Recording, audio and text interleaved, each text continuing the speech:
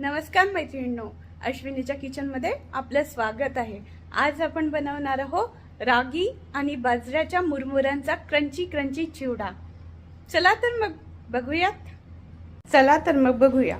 आपण इथे घेतला आहे आवश्यकतेनुसार तेल, गोड लिंबाचा पाला, तळलेले शेंगदाणे, तळलेले फुटाणे, मिरची आणि लसणची पेस्ट आणि कोशिंबीर।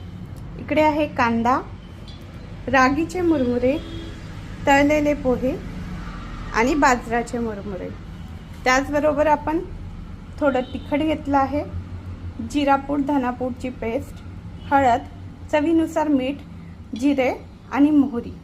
आणि आपण तेल गरम करायला ठेवलं आहे। चला तर मग बघूया। इथे तेल छान गरम झालं आहे। सर्वप्रथम आपण टाकूया मोहरी,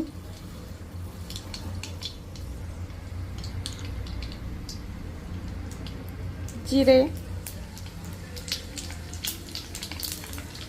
आपण आता कांदा घेऊन परतून घेऊया। मैत्रिणींनो, हा कांदा होतो आहे।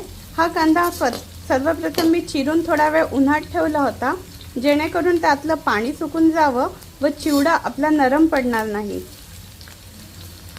कांदा आपला शिजून झालेला आहे, बघा थोडा लालसर झालेला आहे। आता आपण याच्यात आवश्यकतेनुसार मिरची आणि लसणची पेस्ट टाकतोय।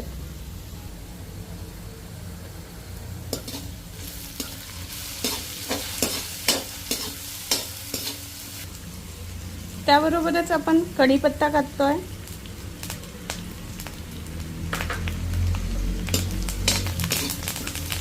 आता आपण यात थोडी कोथिंबीर घालणार आहोत।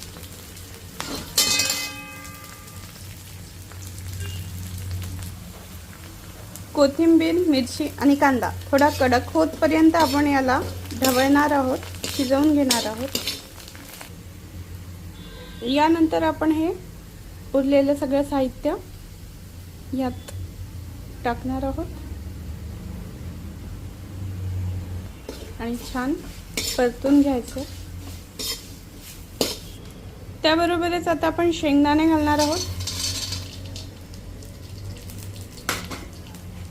या डाळ्या घालणार आहोत।